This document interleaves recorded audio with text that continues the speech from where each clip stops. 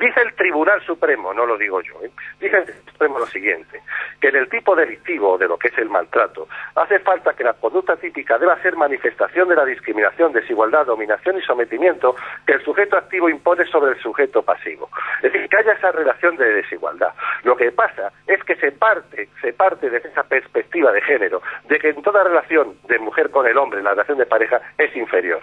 Dice el fiscal, el fiscal decano de Avilés, Jesús Villanueva Caparrós, dice lo siguiente: el 80% de los casos que llegan al juzgado número 5 de violencia machista de Avilés son infracciones ridículas, discusiones que bajo mi opinión y la de mis compañeros, que son lo que opina así la inmensa mayoría, no deberían trascender el ámbito judicial. No sé si arreglamos mucho agravando las penas para infracciones niñas o de poca trascendencia. No digo que no tenga que haber una sanción, pero la mayoría de lo que vemos aquí son pasos relacionados por un reflejo de la superioridad Señor Serrano, de la mujer. Usted dice que muchos de sus compañeros comparten esta forma de entender esta disparidad de las cifras, comparten esta forma de pensar, sin embargo que no se atreven a decirlo en público porque no es políticamente correcto. Creo que a usted, el Consejo General del Poder Judicial, llega a abrirle un expediente, incluso hay asociaciones que han pedido a este Consejo General que le expulsen a usted de la carrera judicial precisamente por denunciar esto. Sí, cinco diligencias informativas, un expediente, e incluso yo tengo también abierto unas diligencias penales este año por un presunto delito de prevaricación, de lo que no voy a hablar por respeto a lo que es a los tribunales de justicia. Pero eso lo sabe todo el mundo. Eso lo saben todos mis compañeros. Y eso evidentemente es algo que produce un desgaste tal a nivel personal y familiar y profesional, que realmente hay mucha gente que el miedo le hace poder abrir la boca. Y eso ya os digo, que en un Estado de Derecho, en una democracia, el que se puede abrir, el que no se pueda ni siquiera hablar, que me hayan censurado en conferencias diciendo que no se puede hablar porque yo no estoy preparado en perspectiva de género, le puedo asegurar que eso es algo que va en contra de cualquier valor democrático y desde luego me parece vergonzoso y lamentable que se esté produciendo en un Estado de Derecho como el nuestro. Sobre todo porque usted empezaba su intervención en este programa recordando algo que yo ya había recordado, que nos ponemos del lado de aquellos que sufren agresiones, que en ningún momento estamos cuestionando que esas denuncias por malos tratos, muchas de ellas se hacen, otras desafortunadamente nunca se llegan a hacer. Hay muchas mujeres, vamos ya camino de las 70 mujeres fallecidas este año.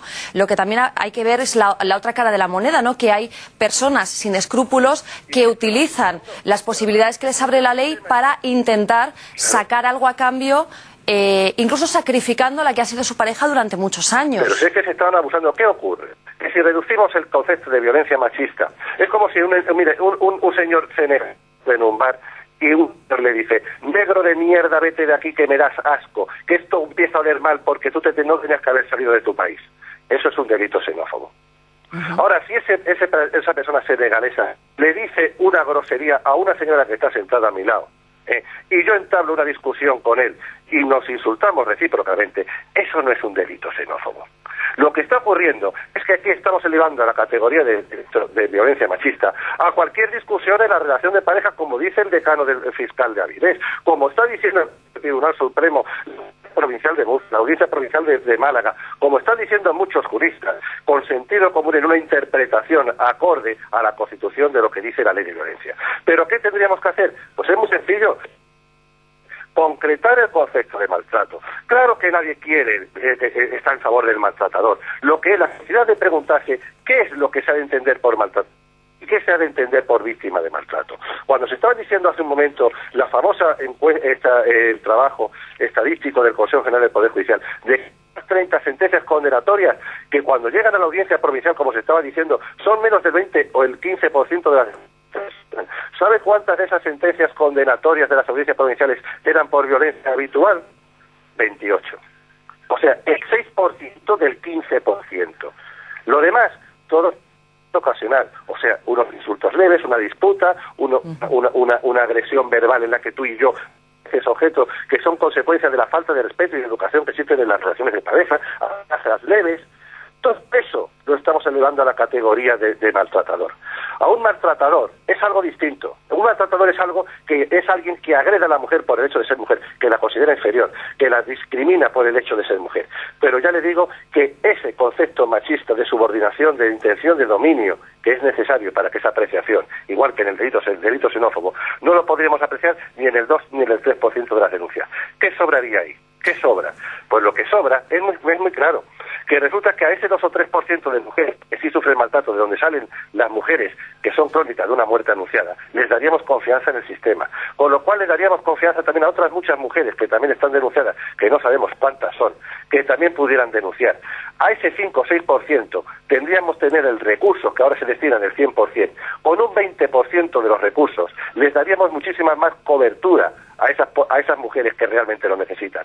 Ahora, con un 20% de los recursos, sobraría el 80% restante. Francisco, que se podría destinar a otras cuestiones. Francisco Serrano, nos estamos perdiendo en porcentajes, es complicado. Sabe usted que la tele es un medio que mucha gente mientras ve la tele está haciendo otras cosas. Nos hemos perdido un poco con los porcentajes, pero yo creo que el mensaje está claro. Nos ponemos del lado de las víctimas, pero también hay que reconocer que hay un porcentaje de denuncias falsas y hay mujeres que aprovechan la ley para intentar sacar partido. Que no son solamente las infundadas, son las infundadas y las injustas. Que el padre que lleva años años sin ver a sus hijos y le dice, fulana de tal, déjame ver a mis hijos que te vas a enterar. Ese hombre es calificado como maltratador por actual ley. Que a lo mejor incluso la mujer le ha llegado a pegar, a bofetear. Eso para ella no es delito, sería una simple falta.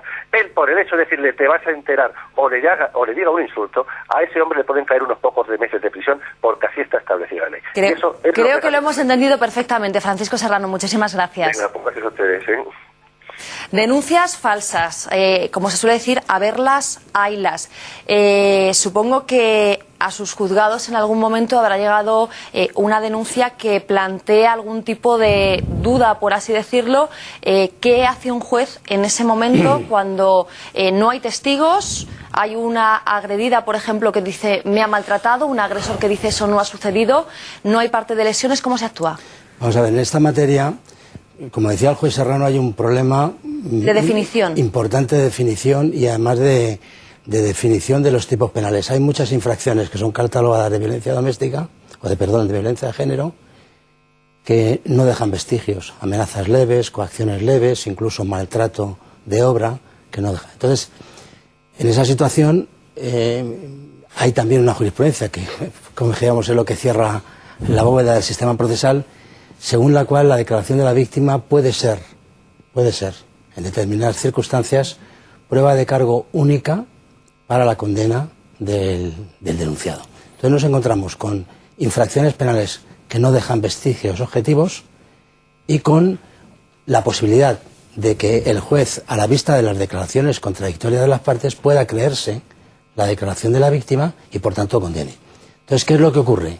Como no hay vestigios, incluso aunque la víctima mantenga una declaración en contra de testigos, el juez luego dará validez a la declaración de la víctima, a la declaración del denunciado, a la declaración de los testigos o a quien sea.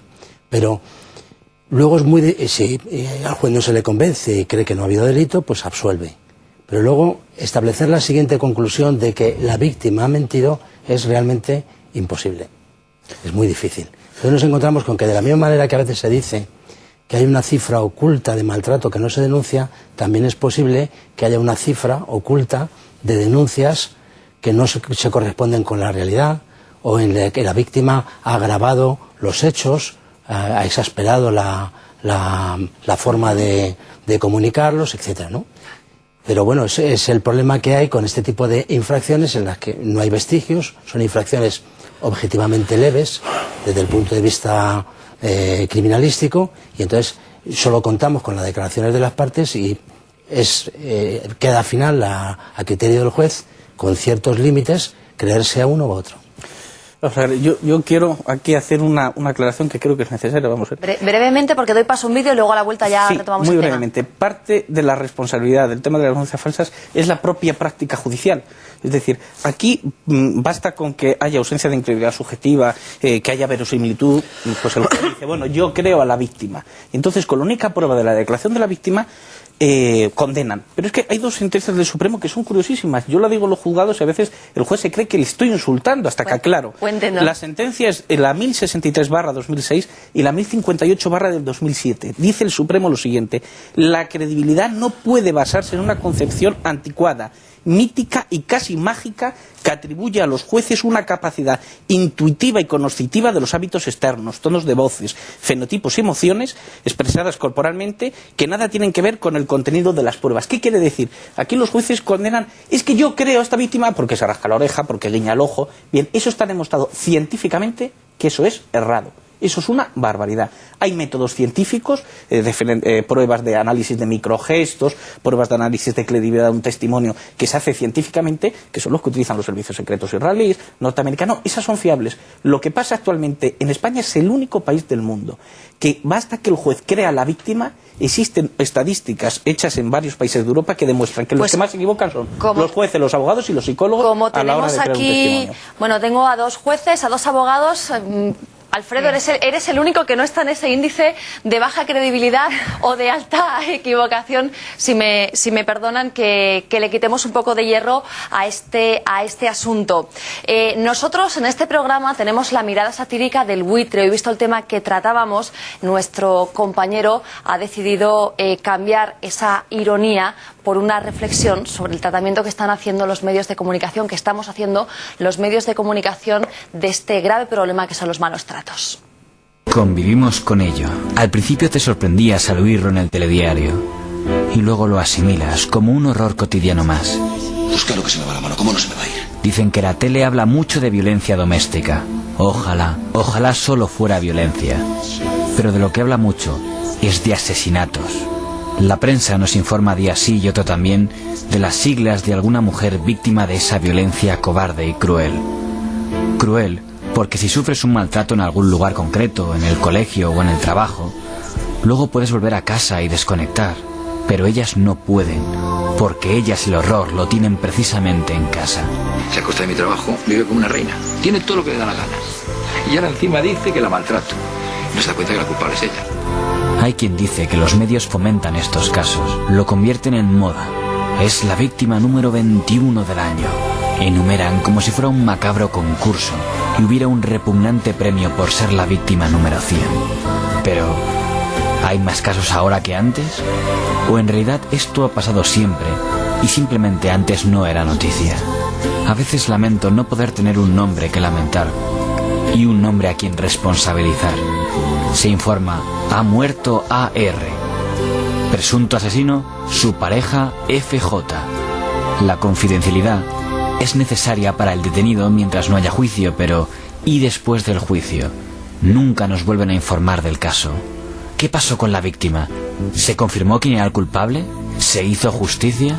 Solo recuerdo 2 casos donde se nos ha informado de la sentencia, porque las víctimas eran víctimas mediáticas. Ya vinieron, no aguantar, paliza, yo tenía los pelos por aquí, por la espalda, todas sus cosas era de cogerme de los pelos, de darme contra la pared, me ponía la cara así.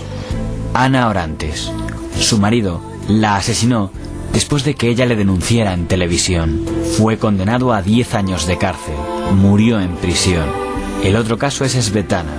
La audiencia de Antena 3 la pudo ver rechazar a su pareja en televisión. Al día siguiente la asesinó. Fue condenado a 21 años de prisión. 2 excepciones, pero me gustaría el resto.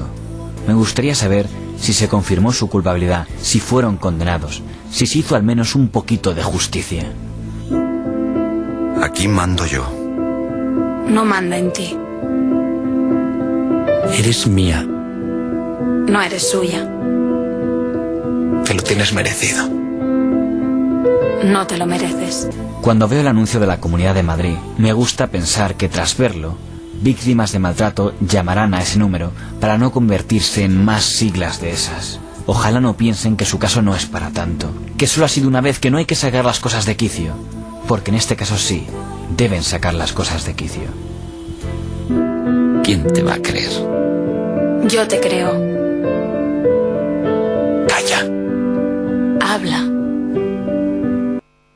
Bueno, la verdad que es un vídeo intenso, me atrevería a decir, pero es que el tema en cuestión lo es. Pilar García de la Granja, codirectora del Telediario. ¿Qué tal, Noelia? Muy buenas tardes. Tú también estabas siguiendo con atención ese monitor, con ese Es un anuncio vídeo. espectacular. Yo creo que la Comunidad de Madrid ha acertado con este tipo de anuncios, ¿no? Que sin enseñar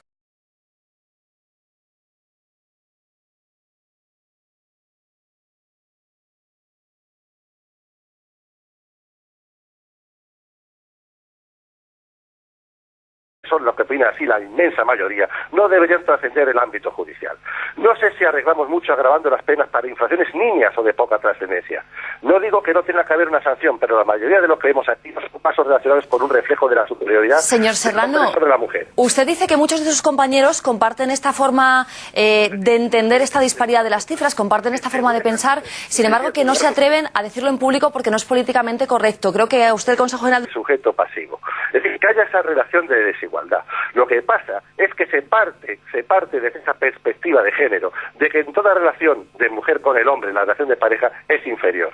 Dice el fiscal decano de Avilés, Jesús Villanueva Caparrós, dice lo siguiente: el 80% de los casos que llegan al juzgado número 5 de violencia machista de Avilés son infracciones ridículas, discusiones que bajo mi opinión, las de mis compañeros del Poder Judicial llega a abrirle un expediente, incluso hay asociaciones que han pedido a este Consejo General que le expulsen a usted de la carrera judicial precisamente por denunciar esto. Sí, cinco diligencias informativas, un expediente, e incluso yo tengo también abierto unas diligencias penales este año por un presunto delito de prevaricación, de lo que no violar por respeto a lo que es a los tribunales de justicia. Pero eso lo sabe todo el mundo.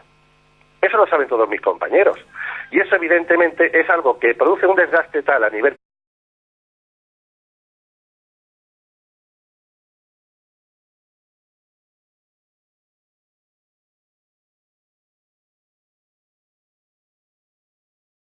Dice el Tribunal Supremo, no lo digo yo, dice el Supremo lo siguiente, que en el tipo delictivo de lo que es el maltrato, hace falta que la conducta típica deba ser manifestación de la discriminación, desigualdad, dominación y sometimiento que el sujeto activo impone sobre el personal y familiar y profesional, que realmente hay mucha gente que el miedo le hace poder abrir la boca.